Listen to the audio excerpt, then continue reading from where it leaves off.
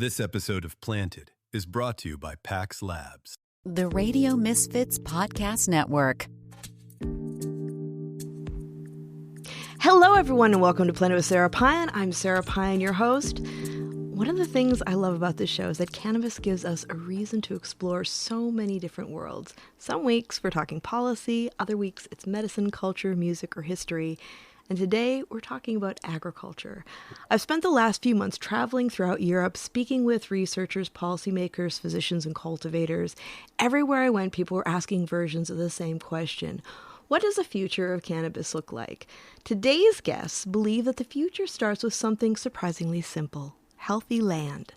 Joining me are Tom Forrest, co-founder and chief development officer of Puro, and Rāwiri Manawatu, managing director of Te Runanga o Kaikura. Wait, I'm going to do this again. Te Runa Naga Akikorua. Did I get that right? No. I totally mangled it, didn't I? How do you, Rāwiri, how do I say that? Te Runanga o Kaikura. Oh, thank you so much. Te Runanga o Kaikura. Kaikura. Yeah. I was, before we got together, I was trying to do all the phonetics and get everything set. But, I figured as long as I tried that you'd be able to correct me. And I always love learning new things. So thank you so much. No, I love that you loving to learn as well. Oh, absolutely. And thank you so much, both of you, for joining me. I'm so excited to have this conversation. I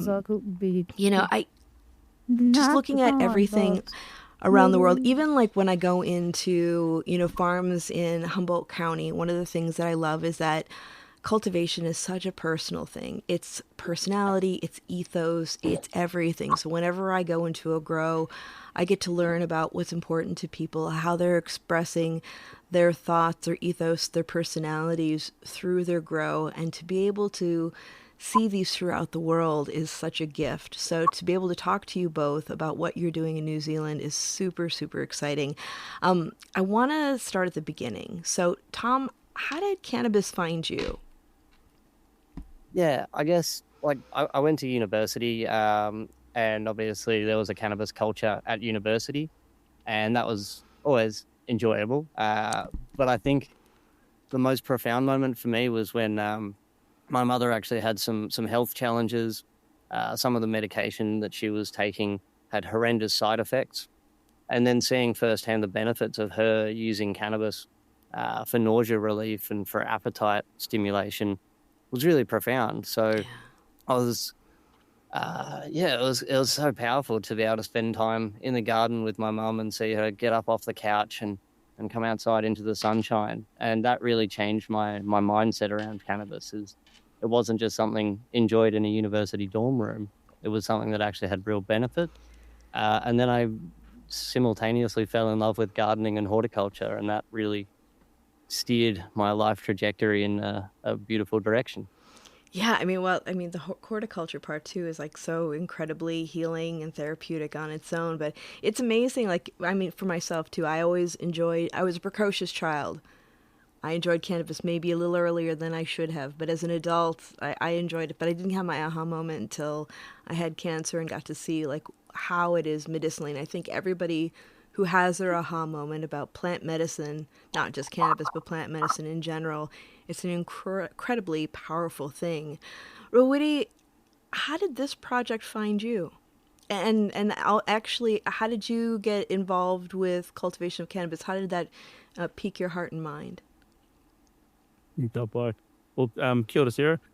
Great question. For us, in terms of our culture, the Māori culture, it's really about plant medicines. So our culture, we've been practicing extracting plants, medicines, or extracting components of plants for thousands of years.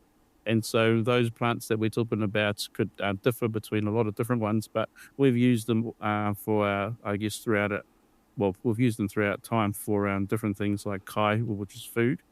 We build with them. They're actually part of our life and part of our culture. So the whole order space, which means health, is where this comes into play. So plant medicines, as I said, we've been doing for a long time, we're using for a long time. And so this is just something extra that we can get on board with so that we can do what we've always done, connecting to the land, connecting to that whenua that we talked about before, and also being outdoors in the environments is where we sort of thrive as a people. I love that.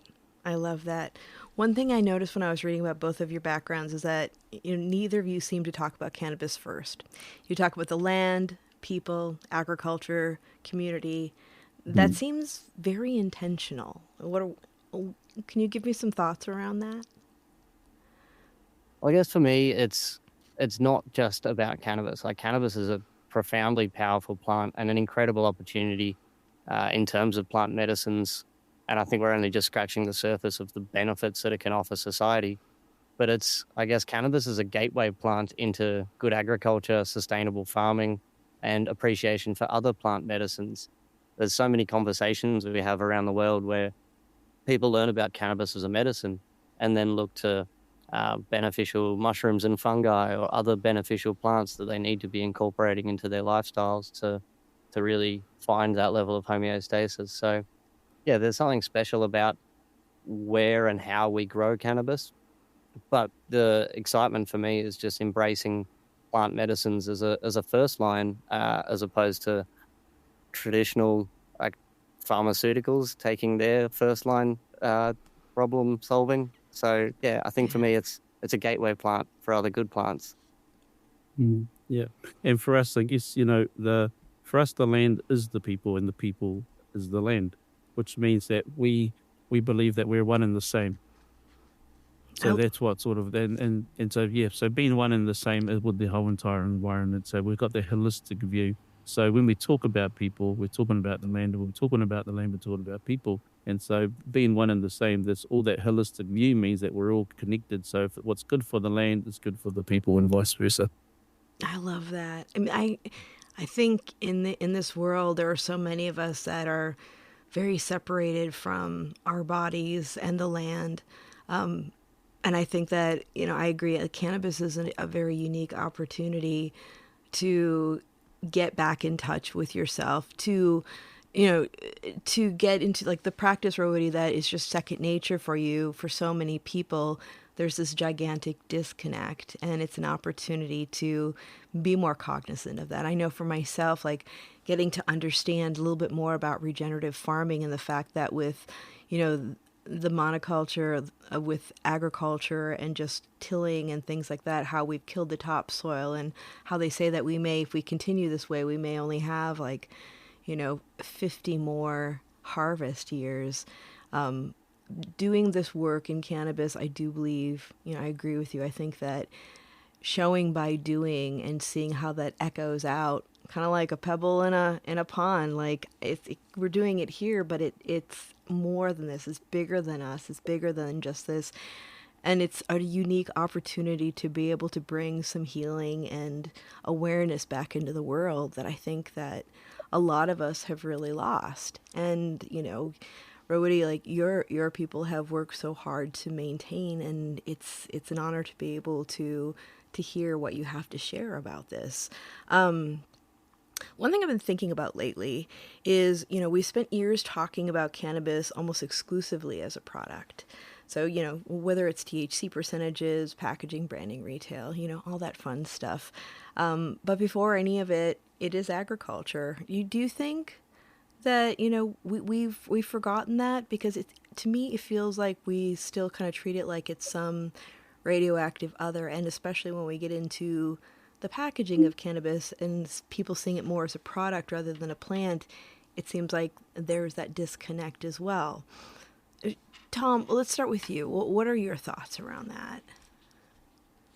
Yeah, there is still there's a lot of stigma that exists around cannabis from the sort of the dangerous plant mentality that a lot of, regulators may still prioritize to, seeing it as a product as opposed to taking it right back to that plant medicine. And Rāwiri and I have had some beautiful conversations about the concepts of scientific agronomy and how that mixes with traditional plant medicines and the mana and the energy that goes into it.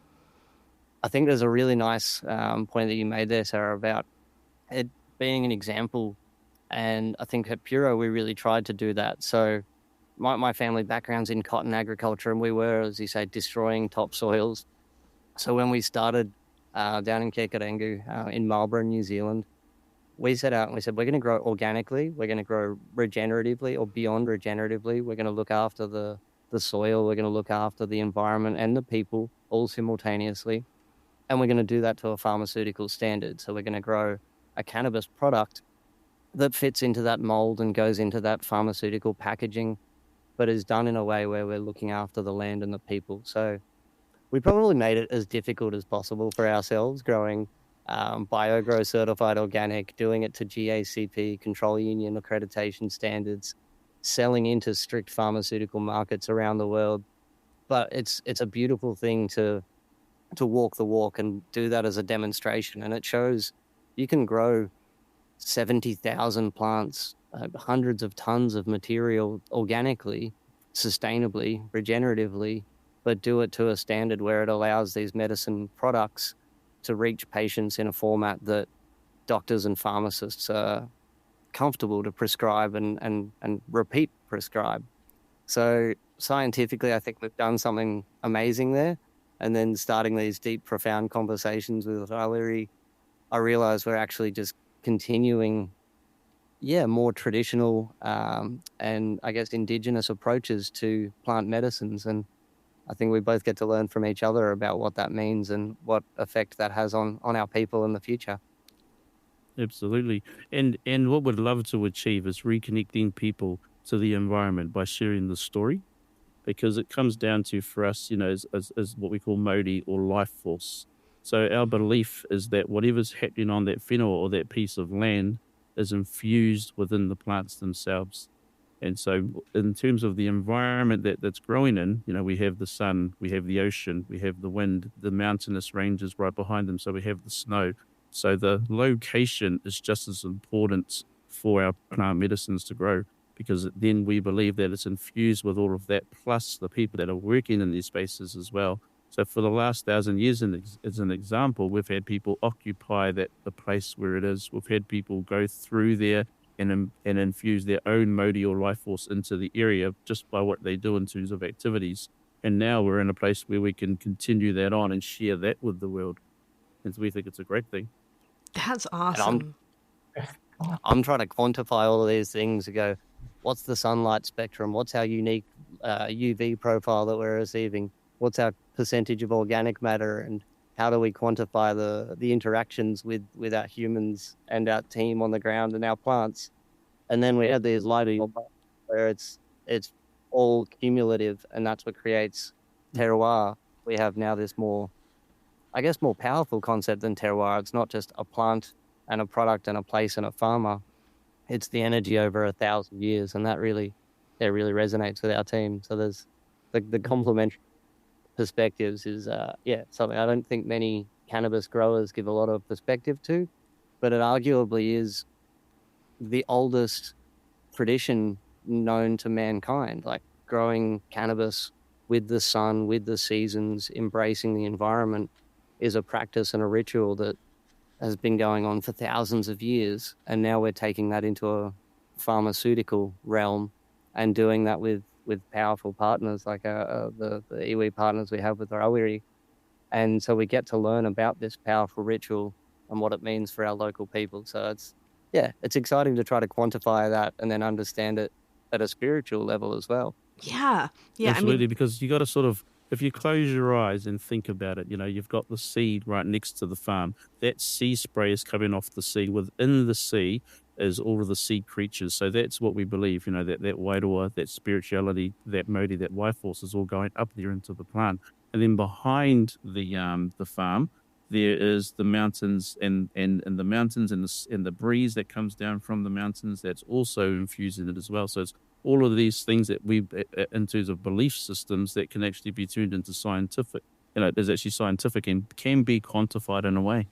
Yeah, that's it. I mean, it's when we start to understand the energetic exchanges. There was an experiment that they did up in Humboldt with a bunch of farmers where they traded genetics. They all had different areas, like different environments, and then they reconvened to see how the flowers ended up turning out. And it was really, really interesting to see. And, you know, even though it is more than terroir, I mean, we do go to that terminology to have people better understand this process. And I think people understand it when we're talking about wine or coffee or tea. But, you know, even though we are beginning these conversations in cannabis, and here in California, you know, we're really working on our Appalachians project, which seems like it's about to happen. Do you think we're really starting to understand about terroir and cannabis, or do you think we have a ways to go? This is something that I'm genuinely excited about. So, firstly, the genetic plasticity of cannabis makes it magical. Like, it has the ability to adapt from Himalayan mountains to tropical islands to the equatorial latitudes, right down to where we are at 42 degrees south, which is latitudinally up opposite Humboldt County, which is 42 north. So I love that. I think it's one of the most amazing aspects, these long, hot summers, and being close to an ocean proximity as well. There's incredible parallels that can be drawn. So the genetic plasticity of cannabis allows these expressions to be incredibly different. And there's work we're doing now with a gentleman named Professor Colin Knuckles. So he's University of Columbia in New York, professor of material sciences. He's an Ivy League scientist and just a gentleman. He's a lovely human. He's been traveling around the world and has visited our farm. And he's now starting to quantify the concept of terroir so we can engage a real understanding of appellation. So he can look at a bud and looking at over 2,000 active or bioactive compounds within the plant, hundreds of cannabinoids, hundreds of terpenes and flavonoids that aren't shown on a C of A. His analysis goes far beyond what an average C of A will show. Yeah. He can then fingerprint where and how a plant was grown and how it's expressing. So he's actually getting an understanding of quantifying terroir. And I think that's the next step for cannabis understanding, is knowing if we grow a certain variety in a certain location, or a certain location is better suited to growing a specific type of variety, so that concept of appellation, then we can start to give consumers a better understanding of what they're purchasing. If you've just got a random name on a packaging and 6 compounds on a C of A, you're not really getting to know what that product is. But if you know who grew it, how, where, and what the genetic was, then you can get an understanding of what you're going to expect from the profile that produces. So, yeah, the work that Colin Knuckles and his team are doing is, I think, taking that scientific understanding of terroir to the next level. And he's working with farmers in Humboldt and farmers in Marlborough to show the comparisons or the differences. And I think he sees the potential of both of those regions. So that was really lovely when he came across and talked to why this region. We always knew it was special. The Māori have known it's special for thousands of years. Yeah. But it was nice for an agnostic third party and arguably one of the smartest scientists of our generation to come along and say, yeah, you guys are onto a good thing here. This place is special, both spiritually and scientifically. Still smoking joints? Okay, we need to talk. If you love cannabis but you're still lighting it, let's look at what's actually happening. When you burn flower, you're creating smoke, and that smoke contains harmful compounds like tar, soot, benzene, and formaldehyde. In fact, almost 200 different compounds have been detected in joint smoke. So how do we know this? PAX decided to study it. In controlled lab testing, they compared joint smoke to vapor from their devices, using the same flower under the same conditions, and measured 16 key harmful compounds. The result is pretty striking. Vaporization reduced those compounds by more than 95%, because when you heat cannabis instead of burning it, you change what you inhale. You still get cannabinoids and flavor, just without all the extra stuff that comes from smoke.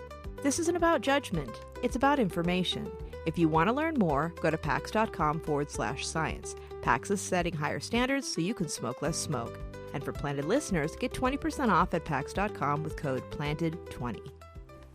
It's so funny because he comes up in conversations. Several years ago, I was every late summer I go up north and visit farmers for our craft farmer month that we do in November.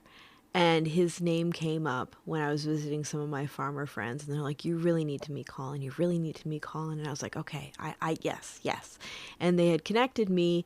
We started to talk, and then life got busy, and then we're all in London, and his name comes up again, and there he is. And I'm like, wait a minute, I guess we were supposed to meet now instead of back then. But I love what he's doing with his work, and just the fact that he was, in my neck of the woods, and then he comes to see you guys, and it's the connections that he's making with that. I mean, it's, when I used to teach my classes on cannabis, I used to talk about cannabis and human beings having one of the oldest symbiotic relationships, in our history as we human beings, and how we don't know whether we found it or it found us, but the terminology weed is so, or the slang weed is so apt because it does grow everywhere, but how well it grows and how it grows is a very different thing altogether. So to see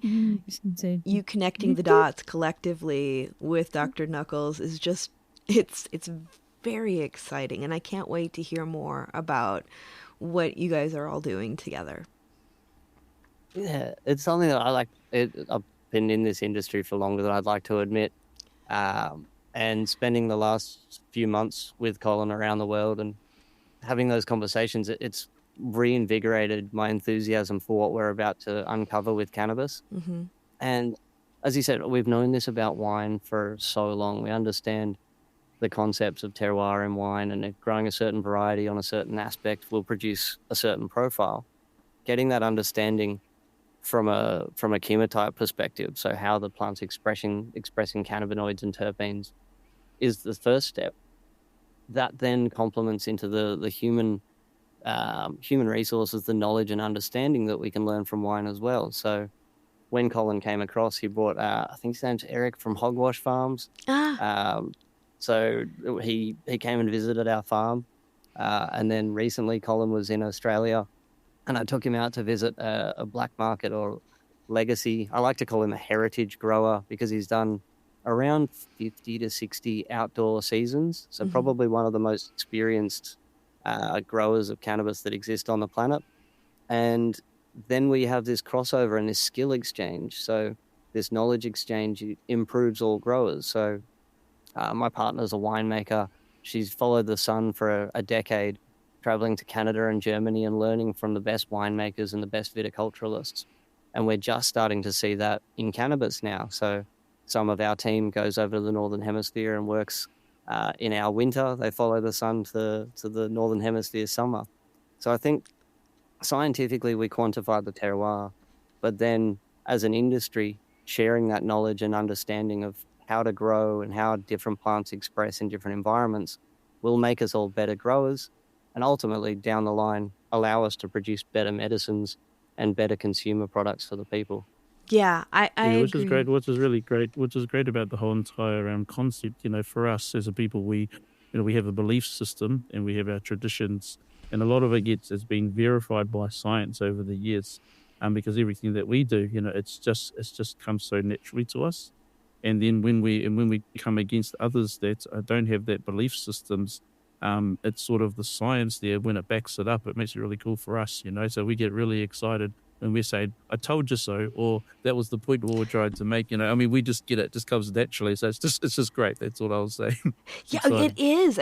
Because for so long, and I'll put it out there because of some of the things that I studied in school. It just seems like, colonization kind of deadened our senses and made us question the truths that we knew from our ancestors. And the fact that you've been able to maintain that, live that truth, and then to be proven correct is that's something, that's a teaching moment for the rest of the world, that there's great knowledge and wisdom that's amongst us, that's been around for ages, that science didn't need to tell us, but it certainly has verified it, right?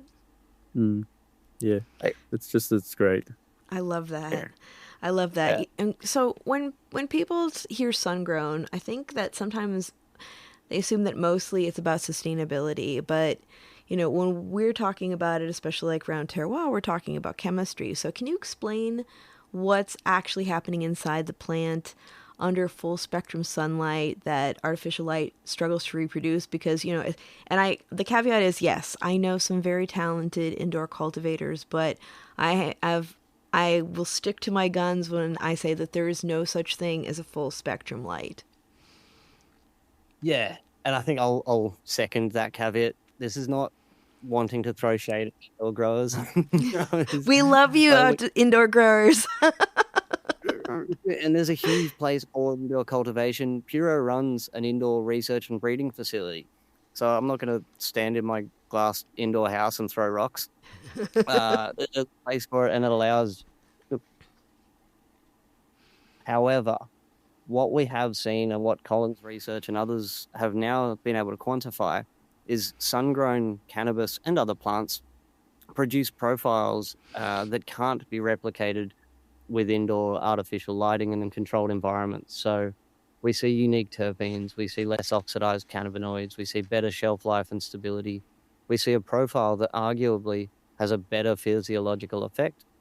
And anecdotally, I find outdoor sun-grown products are a calmer, more beautiful and profound cannabis experience for me. I find certain indoor flowers, particularly as I get a little bit older and my taste gets a little bit more refined, I find the outdoor product definitely, it hits different. That's what the hippies have always said. Sun-grown hits different. Now we're starting to understand why. We're able to quantify quinone cannabinoids and oxidized cannabinoids and all these different sesquiterpenes that, again, aren't listed on a C of A, but have a huge effect on how we experience the cannabis. So the two analogies that I like to go to when I'm trying to explain this is, firstly, look at a tomato or a strawberry. The best flavors you ever get, maybe not the biggest or the quote-unquote bag appeal, the ones that look crazy in the supermarket, but the ones that taste the best and feel the best and fill you and provide nutrient, they're grown under the sun. They're grown in the soil. They're interacting with microbes, and they're using that full spectrum and the changing seasons and that fluctuation of environment. So they give you a more nutritious outcome. So you're always going to enjoy the sun-grown tomatoes. You're always going to enjoy the sun-grown cannabis. The other one I heard recently, which I love, is, would you raise a child in a controlled environment? Would you raise, and as a new dad, this really hit home, would you bring up your daughter in a room with artificial lighting and controlled airflow? Or would you put them outside in the mud, getting them in, playing with the dogs and the cats and the chickens, interacting with the soil and growing in harmony with nature? And that's what I think our sun-grown cannabis really does. It interacts with nature, it interacts with the people, and produces something that can never be replicated outdoors. And yeah, it's exciting to start to quantify that with Colin's work and others. But it's also really profound to chat with Rāwiri and understand, like Indigenous cultures have known this forever. We're kind of going full circle since artificial fertilizers and controlled environment agriculture was forced into play. And the last little thing that I ponder on this a lot is, we didn't move cannabis indoors because we thought it would grow a better product. Right. And there are people growing amazing product indoors. I'm not throwing shade at them. Right. But we moved cannabis indoors because of prohibition and because of helicopters. We didn't want to be found. So now we've got a subsect of the industry that prefers strict controlled environment agriculture. We've got a portion of the consumers that chase bag appeal, and it really hurts my soul when people say bag appeal is a quantifiable metric that judges quality, because sometimes the ugliest buds have the best profile and feel the best, smell the best, taste the best. So yeah, what I think we really need to look to is, why did we move indoors? And now what are the opportunities, whether it's outdoor sun-grown, greenhouses, glass houses? There's a whole spectrum of protected cropping through to big broadacre agriculture, and they all have a place and an application, but there's nothing that really competes with the sun and what that offers us in the soil. Yeah, just to add to that as well, traditionally, culturally, it's always made sense to us, it's always made sense. So if you're looking at the sun in general, everything needs the sun, so that's our belief system, as I said before, the trees, the water, the people. And as you put it, Tom, you wouldn't put your, would you put your kid outside? And so when we're outside, when we're outdoors immersed in it, we believe that that's what health means, and that's where health comes from being immersed in the environment, that natural environment, in the sense where we're touching it, we're feeling it, we're smelling it. So it's all part of the senses. And those always has made sense to us. So the sun is one of those products, if you like, which is only good for us and adds to it, in the holistic view, adds to our health as a people and as an environment as well. Hi, Planted listeners. This is Hirsch Jane. I've worked in California cannabis for a decade, and today I'm proud to work with Humboldt Family Farms. We're a collective of legacy farmers in Humboldt County. And from July 17th to August 2nd, we'll be part of the cannabis experience at the California State Fair in Sacramento. This year, the fair celebrates the 30th anniversary of Prop 215, which legalized medical cannabis in California. This is deeply personal for us. Many of our farming families have cultivated cannabis for patients for decades from the same land in Humboldt County. Everything we produce reflects that rich tradition: sun-grown cannabis, living soil, legacy genetics, and terpene-rich flower. If you're visiting the California State Fair, stop by to meet the Humboldt Family Farms team and experience legacy cannabis. If you can't make it, you can find Humboldt Family Farms products across California through Navis, including at Embark, Culture, Purple Lotus, California Street Cannabis, and Flower Co. Learn more at HumboldtFamilyFarms.com. Yeah, there's nothing like the sun. That's just it. I think, too, it's sun-grown got a bad rap. When I started out working in a dispensary, and that was back when the people behind the bar had a much more intimate experience with the buds, because there are some places that still weigh out, but most of it's packaged now. But back then, we would fill up our jars every morning. We would weigh out our flowers, so we were very much into aroma, bud structure, color. It was very much more of an education when you were working with it than it is now. It's kind of, there's a bit of a separation. But, we would have sun-grown cannabis that would come in that would be less expensive. Maybe like, we would say maybe a little more on the larvae side. But I remember talking to Johnny Casale, and he was saying, well, Sara, the thing that you need to remember, or you need to know, is that a lot of that beautiful indoor that you were selling was actually just primo sun-grown that we were saying was indoor, so that we could sell it at the price that it was worth. And that was like what an eye-opener.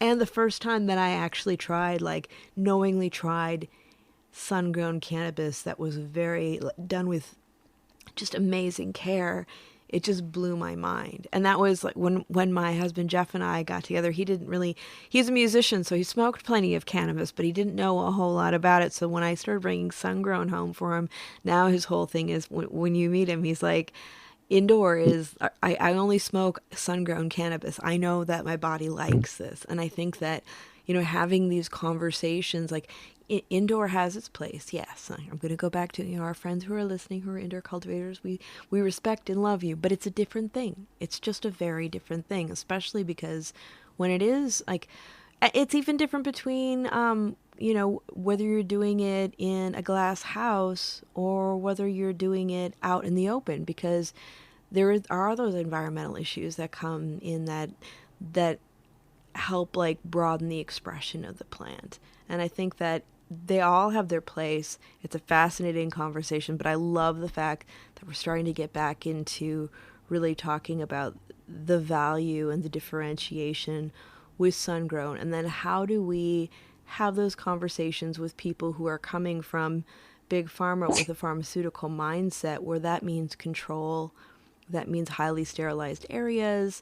Like, how do we talk to them to educate them around the worth and the value and just from their mindset, not you making any health claims, but like they're looking at the different components and how that plays in, but they're also looking at how these components are controlled. Well, this is where I think the challenge lies. Like you just sparked so many interesting thought processes, but I think sorry, I gave you a bunch of stuff. Get excited. Like wells to go down here.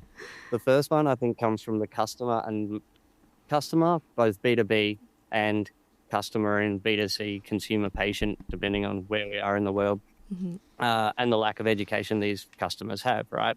They're chasing THC metrics and packaging as the two sort of decision-making purchases. So even as a grower, we grow, last season we did 75,000 plants, 21 different cultivars, and it hurts me that every time I have a conversation with a buyer, they say, what's the one that's 25% THC or more? What's your highest THC product? And then they look at the packaging and the branding around it. I'm like, neither of those metrics equal quality or efficacy. THC is one of 400 identified compounds. When we smoke, heat, eat, or consume THC, it changes into all these other compounds. But when we consume cannabis, we're consuming tens of thousands of bioactive ingredients. Every time you toke a joint, like heat plus oxygen plus 2,000 bioactives equals a shotgun of compounds going into your brain. THC is one limited metric and doesn't equate to quality. The best and most educated consumers that I know never go for the highest THC product. They go for unique profiles, minor cannabinoids, interesting aromatics. They chase something that's not just a THC metric, but sadly that's what is currently selling in the market. And then as a grower, we get forced to pick cultivars based on THC percentage because that's what I know can sell. That's what I know will make the most money for our farm, which allows us to continue growing. And it's difficult being a farmer in the cannabis space. It's not crazy what would have people believe. Yeah, right. The metric of THC being a measure for quality, steering our cultivation and our cultivar selection is a real problem. And that goes right to the end of the supply chain and right back to the farmer. So the more that we can have consumers, patients, and B2B customers asking for unique varieties, the more creativity we can have in agriculture. That's one of my big beefs at the moment. Probably that grinds my gears, but I'll stop ranting about it now. No, I totally get that because I have the luxury of having tried a lot of different flower, but I have to say some of my favorites are some very homely outdoor flowers that have low THC, but the feelings in them are still very strong and beautiful. Like the whole bag appeal thing is just a silly concept in itself that comes from a CPG mindset, and we have to. Cannabis is not CPG. It's not. I mean, it's just like some of the most delicious ugly produce that I've had. Like it's about the experience. It's not about what it looks like. And I wish that people would stop that. But we also have issues with like wonderful cultivars that we don't see a lot of because of, from economic standpoint, like the yield. But I want to shift a little bit. I want to get into the land. So Rāwiri, one word that keeps appearing throughout everything that I was reading as I was prepping to hang out with you guys today was whenua. And you mentioned this in the very beginning of our conversation, but would you explain to listeners who may not have heard the term what it is?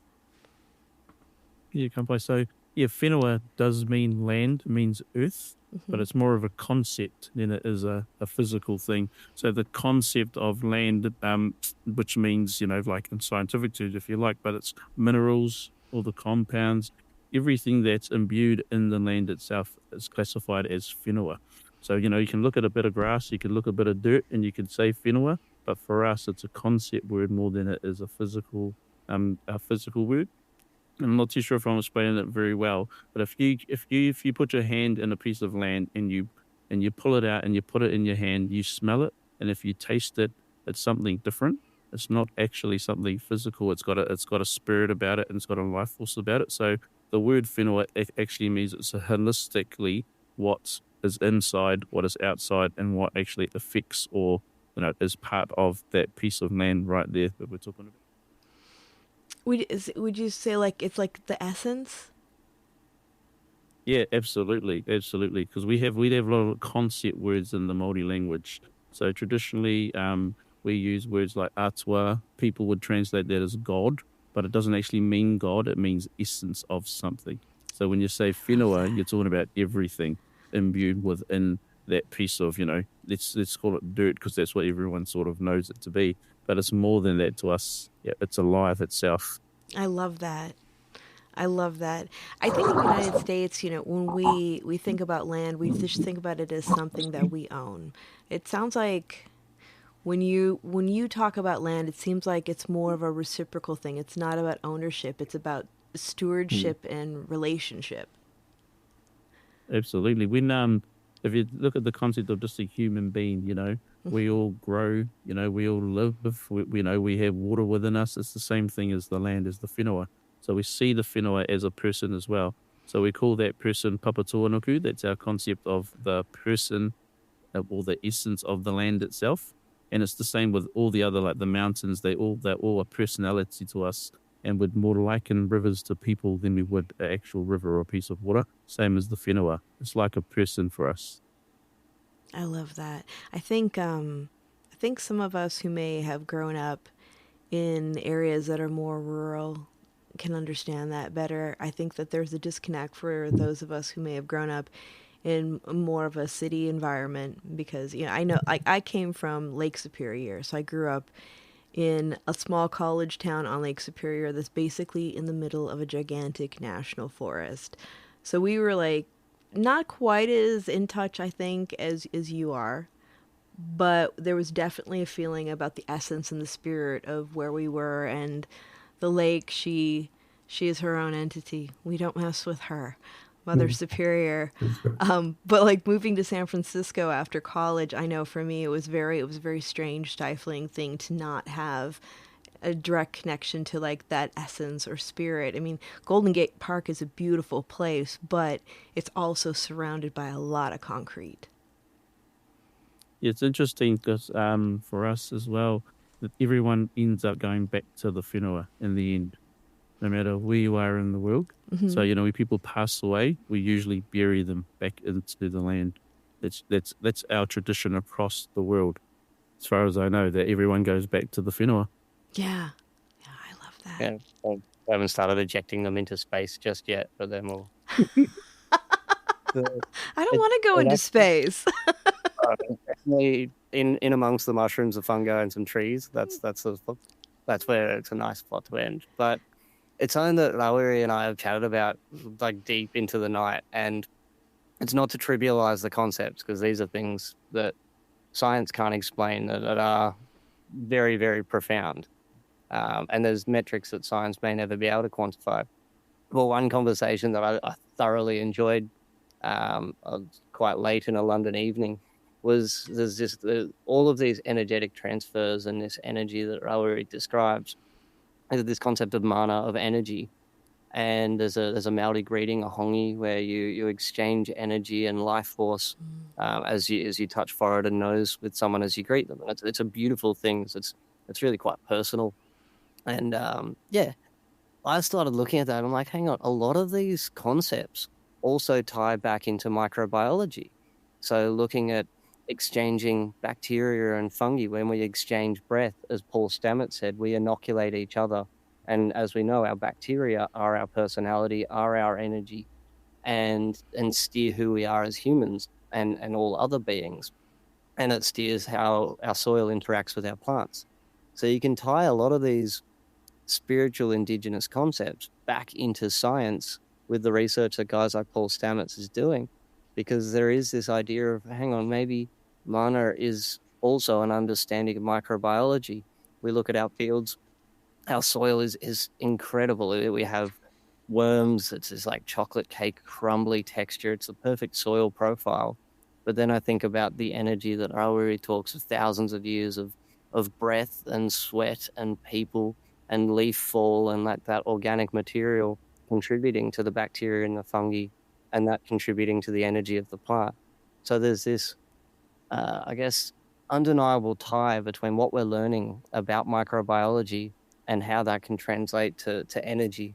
And it's so that we got into some beautiful, deep discussions about this, and I really enjoyed, because it allowed me to challenge my scientific understanding with things that science couldn't yet explain, and maybe we'll learn from indigenous cultures around the world. So there's something more to it. I think we're just scratching the surface. Oh, yeah. Well, I mean, I remember the first time that I learned that as human beings, it's actually we're much more than that. Like there's a much smaller percentage of us that's human, and then we have all these other, organisms that make up who we are, and that blew my mind. I was actually young enough to feel very strange and paranoid about that, and now I'm like, oh yeah, it all comes together. Like, okay, yeah, that makes perfect sense. It brings a sense of awe. Like does. it provides wonder when you think these concepts through, and you think, I understand that aspect, but these things they're awesome. They're powerful, and they're beautiful. Yeah, the galaxies onto absolutely. themselves. It's like health. You're right, because it's like health itself. For us, it's about the mind, the body, and the mind, body, and the spirit. Yeah. So each three of those components have to be healthy at the same time for us to be whole as a person or as a human being. 100%. And as we're seeing in our world today, when we start discounting that, getting distracted by other things, nature will always come back and remind us. Sometimes the lessons aren't really that easy. Most of the time they're not. Exactly. So gosh, I have so many things that we have so many things to talk about, and I'm just trying to think, like, when I was doing my reading before we met, Tom and I met in London. Rowoody, you and I missed each other, I think, by a day. But when I was doing a little bit of homework before we all got together, one line that really stayed with me was the idea of strengthening the community, not just growing cannabis. What does that look like in practice, and how do local people experience that? I think if I can just talk really quickly about the context, I guess, of where we are. So we're in a little place called Kaikoura on the east coast of the South Island. Our population would be about 3,000 people in our little township. So it's a rural setting, mountains, the ocean, heavy tourism industry here in Kaikoura. That's sort of what runs the town, if you like. And then our region, If anyone gets a chance, go to Kaikoura. Sorry, Rāwiri. No, you're good. And then, we have the region as well, which is bigger than that, but it's mostly farmland, or farmed. And so we have our ocean, our sort of farmland, if you like, our mountains, and then we have this little town, Kaikoura, with about 3,000 population. So that's, in terms of that context, things that we're doing, like with the medical cannabis farm, is helping to support and grow the economy within that region. And it's also helping to employ people in the region. So, as I said, we've got the tourism industry, which is a big one. So agriculture, there's only cow farms and things like that. But this is something different that people can get into, a different type of employment, different type of industry. And, we have a bit of an issue over here, which is challenging for most of our people, is that they all have to move away from home to get these jobs or to get qualified or experienced and trained. And so the farm itself is somewhere else that they can go to do those things as well. So there's a whole bunch of benefits to having something like that within the town itself and in the setting that I was talking about. I think really important for people to note that context we're actually in. So it's a really good thing, and it is helping the community and the region to grow. Yeah, and I guess from Puro, from our perspective, we've had a long relationship with our local iwi, with Rāwiri and his colleagues. And iwi is the indigenous tribe of that region. So we've always known each other, respected each other, and worked with each other. And then when the local iwi became shareholders of Puro and really joined the whānau, joined the family, it strengthened ties, but also allowed us to start implementing a number of other initiatives. So in practice, what that means, we have a cadetship program. So we're offering training to local indigenous to learn how to grow, process cannabis and hash and rosin in our facility. And that's been ongoing and really successful and beautiful to see.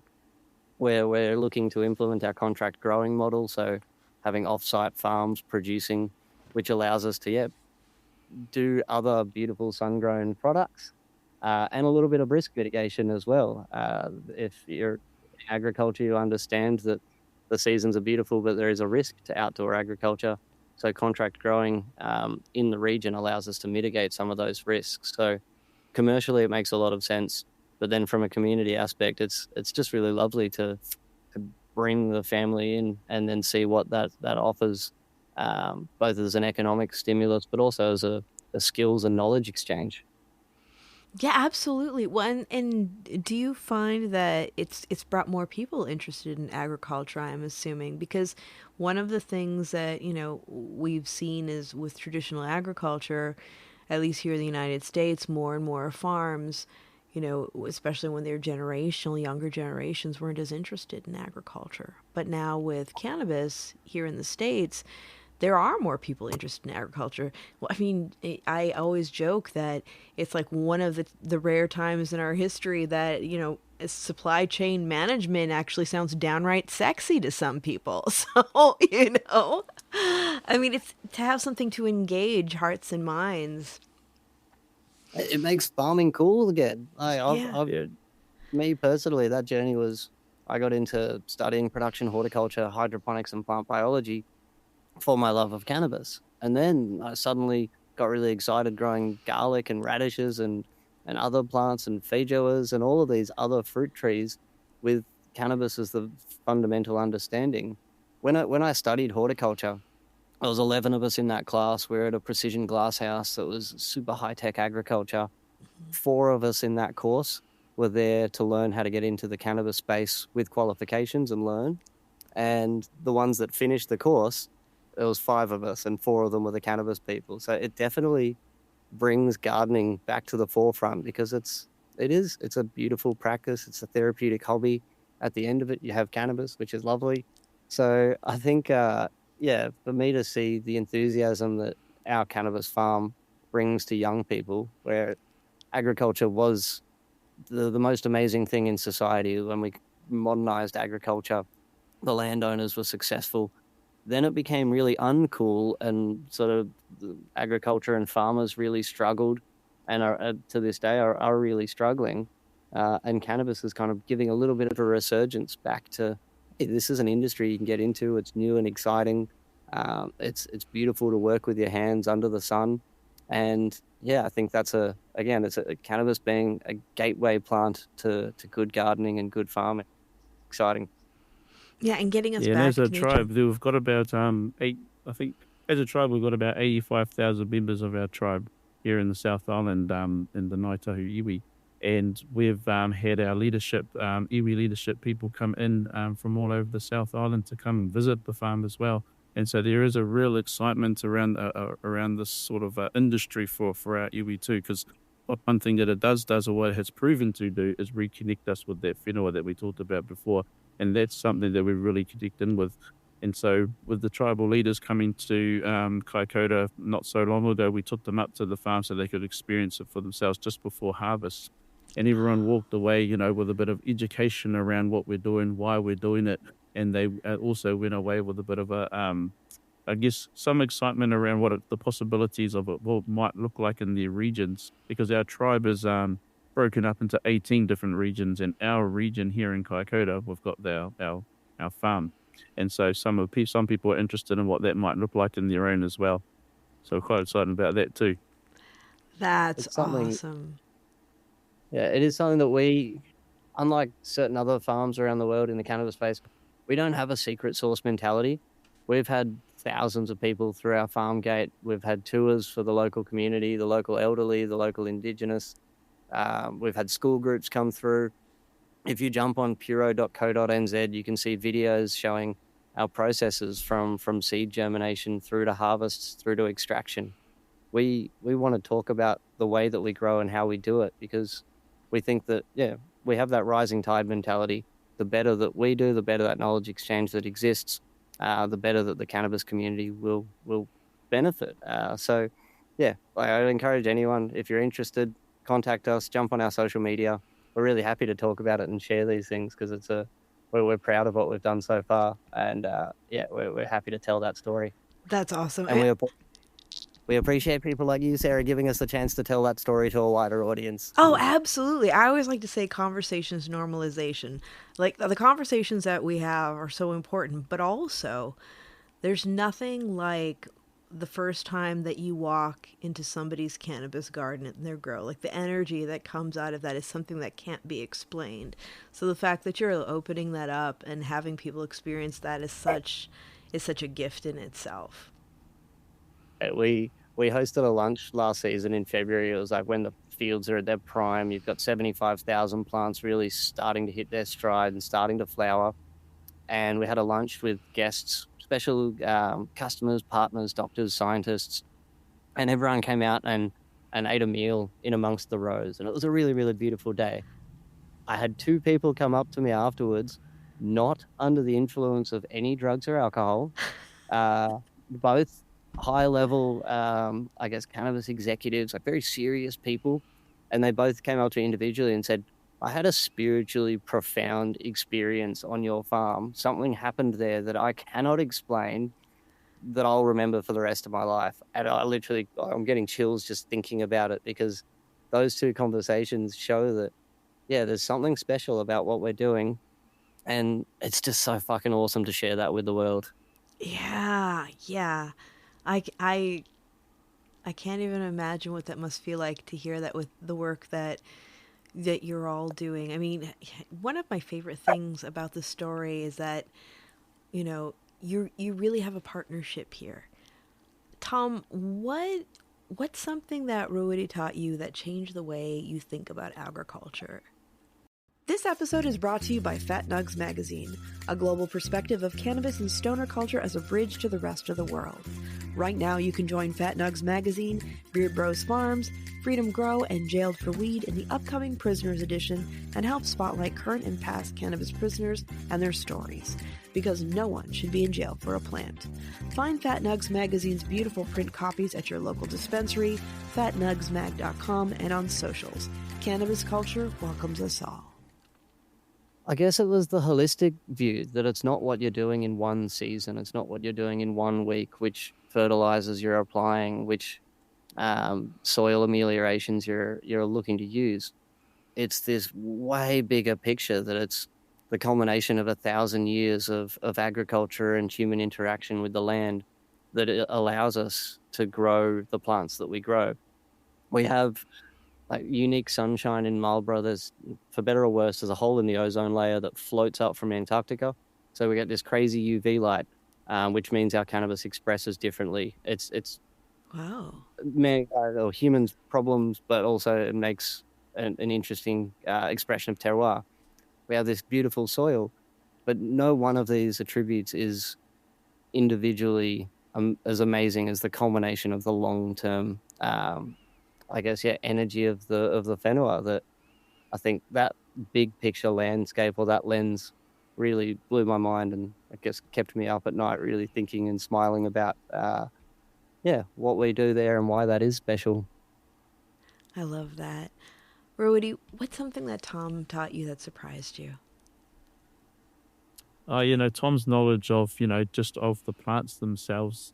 It's been listening to him talk because he's so passionate about it. And I've learned a whole lot. So a part of this for us as well as a people, even as human beings, is the education around the use, what it does and what it's for.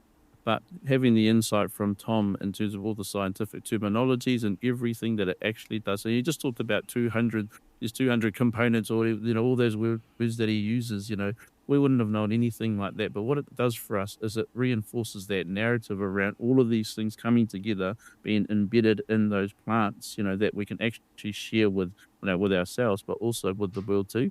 So I've learned a lot about what's actually in there, that science or scientific view of it all. And what's really been good for me is reinforcing, some of those things that already make sense. Because, some of the things Tom will talk about, I say that makes sense. I just totally get it. It clicks for me. And so it's been really awesome in terms of the education piece to be with Tom and the other guys and the crews up there learning about this type of plant medicine. Because the other thing it does for us is we're able to take what we've learned here and then take that learning, or mātauranga knowledge we call it, into everything else, all those other plant medicines that we use as well. That's awesome. It's so complementary. It's like the best of both worlds coming together.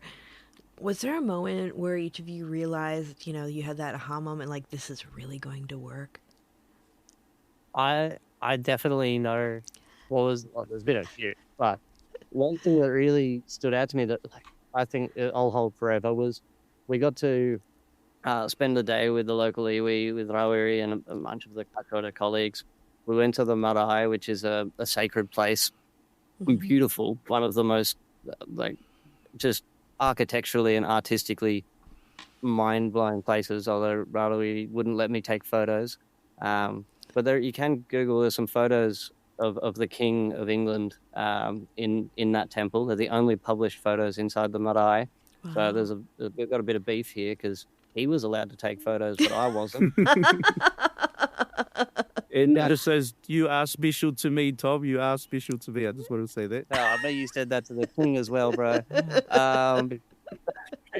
One moment on that day was how Rāwiri and the Kaikoura iwi conduct themselves in business. And this is how it really stood out. So we went into their boardroom, we sat down, and there's this really pragmatic but gentle and beautiful approach to business tact and diplomacy. And the iwi aren't just involved in cannabis. They have a very diverse business portfolio. And it was really, really lovely to see like this Indigenous group is actually fucking super savvy at conducting smart business in a corporate global world, and how they do that both pragmatically but also gently as humans was really, really lovely. And I was like, cool, if this is how these guys carry themselves in serious business boardroom conversations, this is really complementary to our values. So I think that was the day where I really went, oh, this is going to be awesome. This is going to be a long and beautiful relationship. Yeah, awesome. And I'll add to that too, because you know, for you know how when you meet people, you just connect. It's like that, you know. You just have a connection, and for us, those connections mean for us that you're aligned. You know, you're Māori. You know, I talked about life force before, energies. You know, they're all aligned. And so when what Tom's talking about is we get into this room, and this is how we do things. We do something called whakawhanaungatanga. And so that's where we learn about each other. So before we do any business or anything like that, we go back to our values and we actually ask each other, who are you? What are you all about? You know, and so those conversations always end up being something around my kids, you know, who I am, what I've done for the last 20 years. You know, it's really knuckling down and getting into those conversations where you're actually asking the person about themselves, and you're sharing in this room or in these meetings. And this is before you get down to the business. But during those, even before that, you know, those connections with Tom and the team, you know, they were always, you just clicked and you went, yeah, you're one of those people that we really want to connect with. So the first thing we do as an iwi is we look at people's values and we say, what are your values, before we actually do anything else with them. And then you can gauge that really quickly by those interactions in that process of whakawhanaungatanga that I talked about. And so we just clicked straight away and everything just made sense. It was really great. That's awesome. That's awesome. I mean, those kind of practices the world needs a lot more of. You know what I mean? We need to connect as people before we get into the business, to know hearts and minds. I think the world would be a much better place if we all operated on that level. Corporate cannabis in particular could learn a whole lot from how Māori do business and how they conduct themselves, prioritizing values above ego or above anything else. So, yeah, I think there's some amazing lessons there that the world can look at and learn from. Yeah, 100%. I want to shift a little bit. I know we're getting close to wrapping up, but there are a few other things that I wanted to talk about before we go. One thing I appreciate about, this whole thing, this conversation that we're having about what you're doing, is that it doesn't feel like science is replacing tradition, or that tradition is resisting science. It seems like it's very much hand in hand. Everything is coming together in just such an elegant way. It feels like they're strengthening each other. Has that been your experience? Yeah, I think for us, we're a private mum and pop startup company. Tim Sank and myself started Puro back in 2018, and we have a small number of local shareholders after a successful crowdfund. Mm-hmm. And what that means is we can pivot really quickly, and we're agile. So we've built a team around us that has experience from medical product development to lab analysis. We took a lot from the wine region. So Marlborough is famous for amazing Sauvignon Blanc wines, which means the skills there are amazing viticulturalists and agricultural practitioners, amazing lab scientists. And so we sort of built this team in Puro that's got this really diverse skill set. And it means that there's no silly challenges of practices. Anyone can bring anything up and go, hey, is there a way to do this more efficiently? We never follow, I guess, bro science. Like, we look at scientific literature and then we look at what we're doing and try to, like, using Kiwi ingenuity, do it a little bit better. And I think there's something really beautiful about New Zealand. And I'm saying this as an Australian. It hurts to say, but Kiwis are better in this startup culture. They have this thing called number 8 wire mentality. Growers enjoy this too much. Number 8 wire mentality means you go to the back shed and you find whatever's in the back shed. There might be some number 8 wire, and you fix it with that. You use what you've got to find a solution to the challenge you're having. And this is why Kiwi startup culture is just really, really beautiful. There's not a huge focus on franchising big North American companies. There's a focus on doing it yourself. There's more mum and pop startups in New Zealand than anywhere else I've seen in the world. And they nurture this. We're part of an Ice House program, which is a nurturing leadership group that allows people to sort of fast track their startups and learn skills. We get support from New Zealand federal government, NZTE, who I think you may have met a couple of their people in London. They support us. They see, like, jobs, growth, and economic opportunity for cannabis as a new produce to come out of the country. So there's this startup mentality that exists in New Zealand that I don't think you find anywhere else in the world. And we've taken that and applied it to cannabis and problem solving with all aspects, from seeds and breeding right through to harvest and processing. We never take anything at face value. We question everything and then hopefully make decisions based on science, our understanding, and what our colleagues and friends can help us with. I love that. Yeah. For us, it's great because for us, it's like we believe in the power of kōteitanga, which means unity. So, partnerships, collaborations. I mean, we all can do things on our own, but our belief is that it's always better to do things together with others as well, because then it brings their strengths and your strength in, and combining that together makes us a better people as a whole. And so when we've got Puro, we've got Te Reno Whakairo, or our iwi, Naitahu, or Ngāti Kuri, and we've got those, got those as one unit, and it makes us a whole lot stronger, and we can achieve much more as a unit than we can on our own.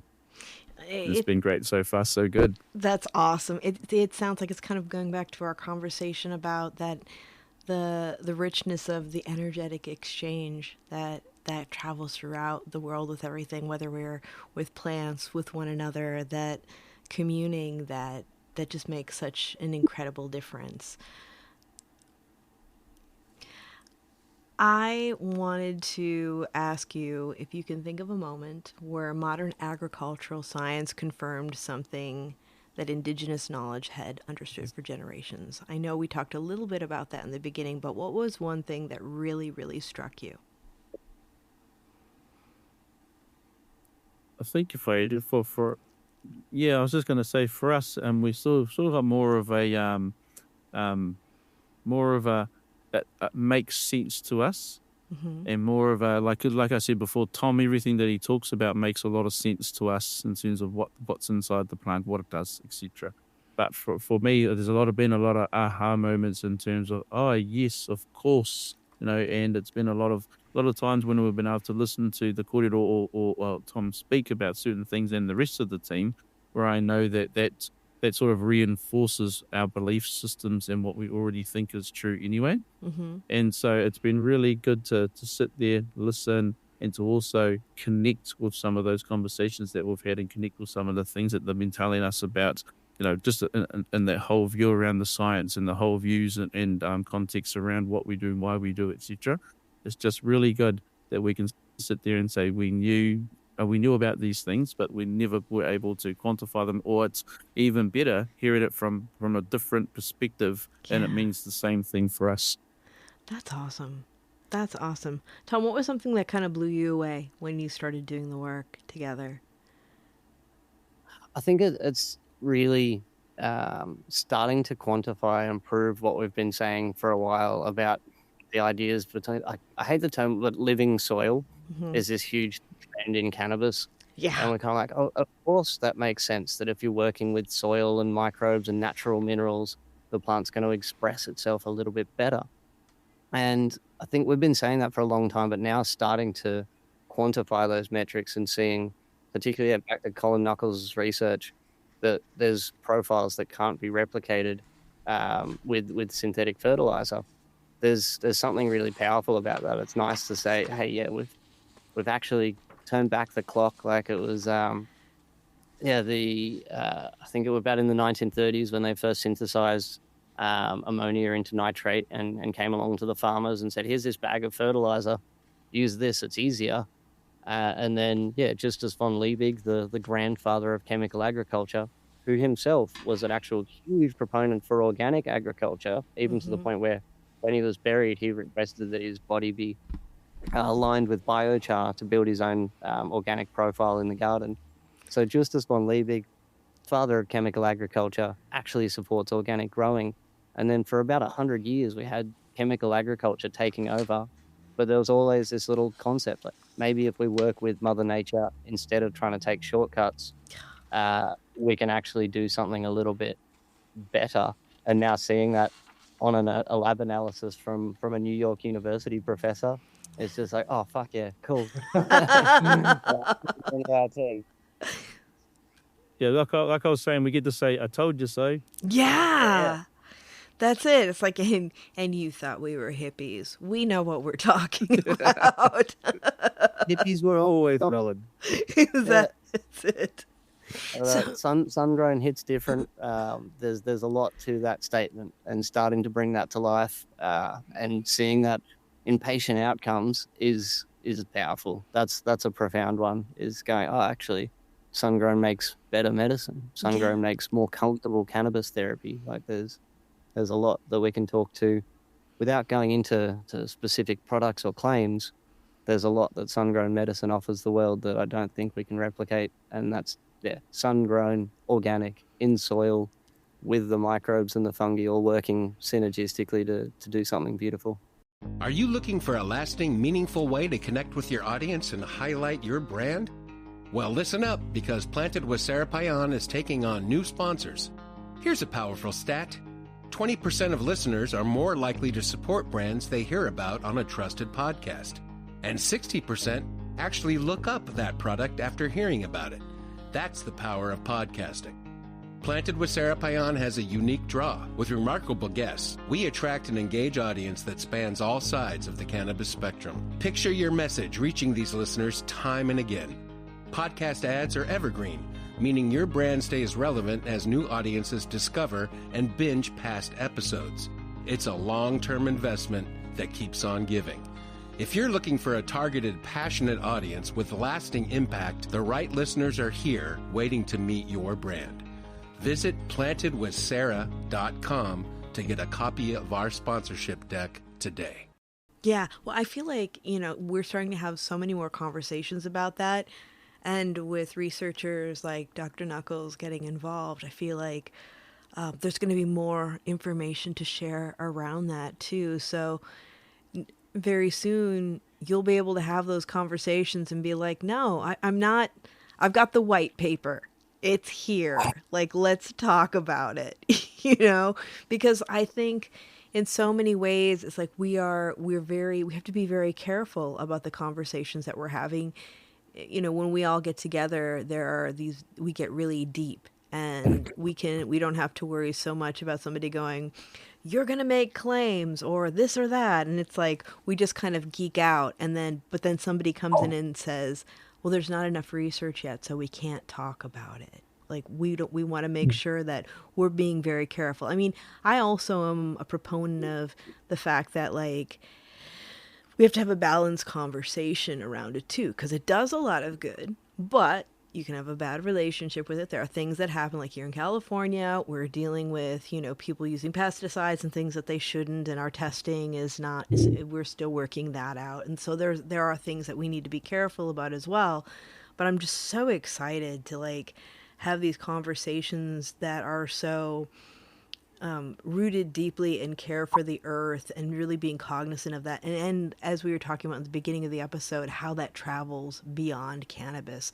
But this year, I've been so lucky to be able to travel throughout Europe with the Planted Tour and speaking at conferences and meeting people from the industry from all over the world. And one of the things that we talk about a lot is, being from North America and the United States in particular, there are a lot of things that everybody else should be learning from us about not to do, some of the mistakes that we've made, and some things that have worked. But we've, I think in a lot of ways we are the testing ground for a lot of what not to do as well. But what do you think as far as like creating like a stronger culture, a stronger, agriculture movement that New Zealand can lend to that conversation? Yeah, I think you touched on a couple of really spicy topics there, and I think the use of sort of pesticides and synthetic hormones in cannabis really highlights to the world what we do need to be accountable for. In Australia, a couple of awesome people in the community here have had this concept called fuck PGRs. I don't know if I'm allowed to swear on this podcast, but here we are. You can say whatever you want as long as it's not anything nasty about somebody. Just nasty about nasty chemicals. So right, you can talk about nasty chemicals. Yeah, we can throw them under the bus. Totally. So, plant growth regulators is a term that describes a lot of the synthetic hormones that are used. So, Paclo, Chlorobot, Diminazide, and these synthetic hormones, generally for ornamental plants, are used in like questionable cannabis agricultural approaches. So, consumers starting to ask. And a lot of packaging on medicines is now starting to show no PGRs used, which I think is great because that sort of sparks the consumer understanding. The challenge I see is, like, Sarah, you're a Jedi at this. You've been doing this for a while. Your understanding is incredible. Most consumers don't have this. Like, how do we communicate? Like, there's 2,000 compounds. Consumers don't need to know all of them. There's the difference between monoterpenes and the heavy sesquiterpenes and all these greasy different compounds. Consumers don't need to know that either, or patients. They're not going to be able to wrap their head around it. They're still coming to terms with the fact that a lot of the quote-unquote strain names might not mean too much, and the indica sativa classification is a fallacy at best. So I guess trying to communicate in a digestible format is, I think, the first step for the cannabis community. And it starts with conversations like this because as I guess leaders of the industry, how do we translate that to the average consumer? And then I think that becomes the gateway to how do those consumers ask similar questions about all of their food and other medicines that they're consuming from the supermarket, from the pharmacy, or from the naturopath. So I think there's a lot to unpack in terms of, we have this amazing knowledge and understanding. Scientists like Colin Knuckles have next level understanding. Yeah. But what can we convert that to as an understanding that patients and consumers and doctors can quickly and comfortably communicate between each other? And that's... Yeah, I do agree with you. You've recently entered the UK market. Without talking about products, what do you hope they understand about New Zealand grown cannabis? I think there's this amazing appreciation. Like, New Zealand has a reputation for clean green, like, because of the produce. There's everyone seems to know about Marlborough Sauvignon Blanc wines. It seems to be in every restaurant in London, and that's amazing that there's that recognition that a small country can punch above its weight in terms of what it can do with agricultural prowess. So I really hope that translates across to the cannabis space, and while remaining compliant to the regulators and the labeling requirements and all of the different, I guess, regulatory burdens on advertising, we really want to tell our story about New Zealand agriculture and how that applies to medicinal cannabis. We were really fortunate to hang out in London together, and I got to spend a lot of time with patients and leading patients, like people that have been pioneers and activists and advocates and growers for decades.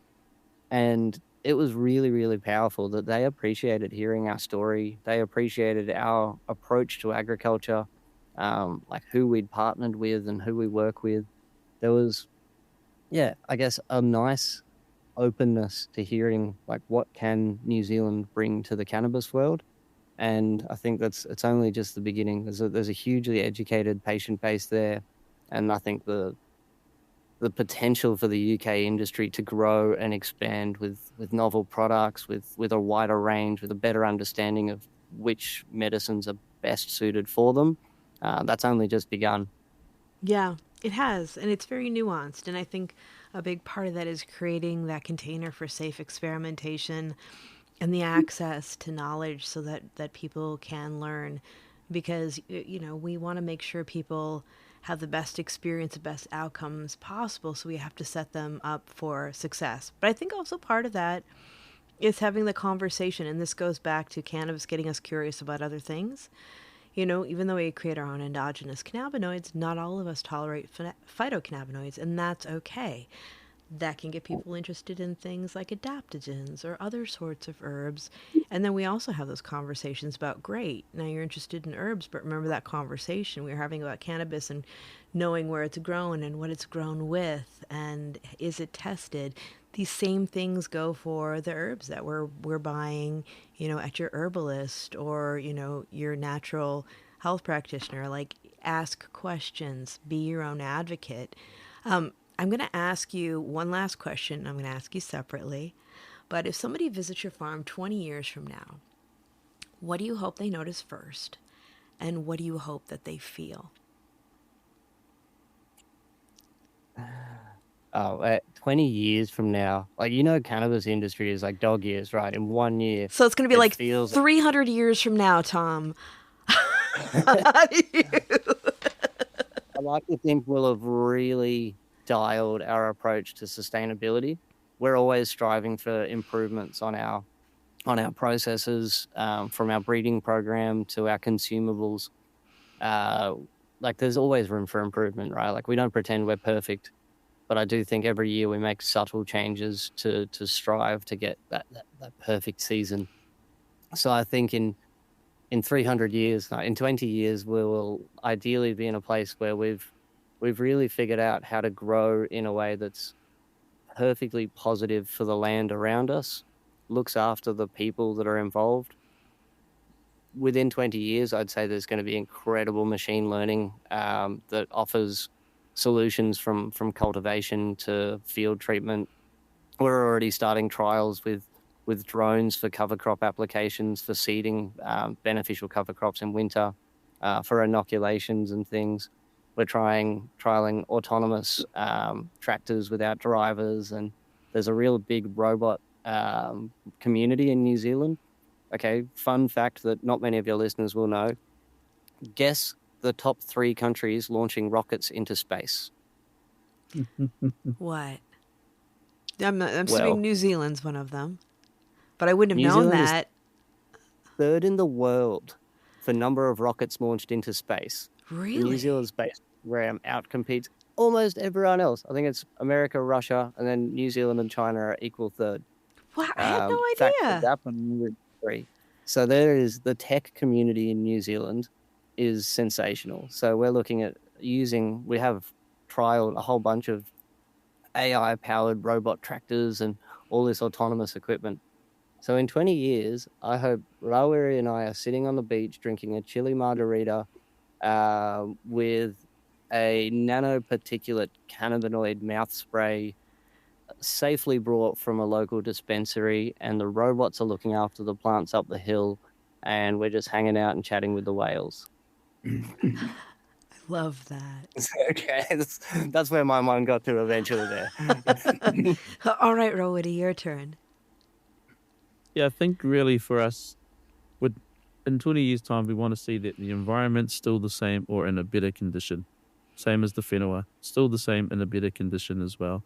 And so when we go up to the farm in 20 years' time, it sort of looks the same, but the land is better because of the activity. The land is better because of what we've done there, and the Māori or the life force and energies are in there that are better than they were when we first started. Through all the positive energy, through all of the people that we're supporting and helping, you know, all that Māori or energy that's all in there is doing very well, and the land is flourishing and thriving.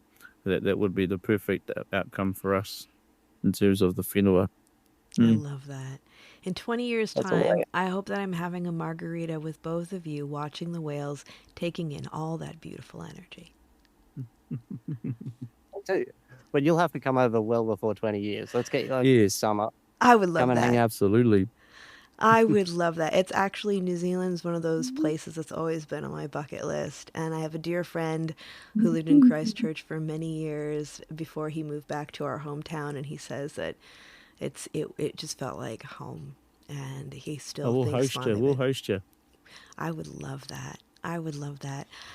Thank you so much, my friends, for joining me today. And I'm really looking forward to our future conversations because we have a lot more to dig into. For people who want to learn more about your work, reach out, just follow you, how do they do that? So the website is probably the best starting point, puro.co.nz. I think there's also a few links for other websites for Puro in different countries. We're on social media, on Instagram, at PuroNZ. We're on LinkedIn for the professional community.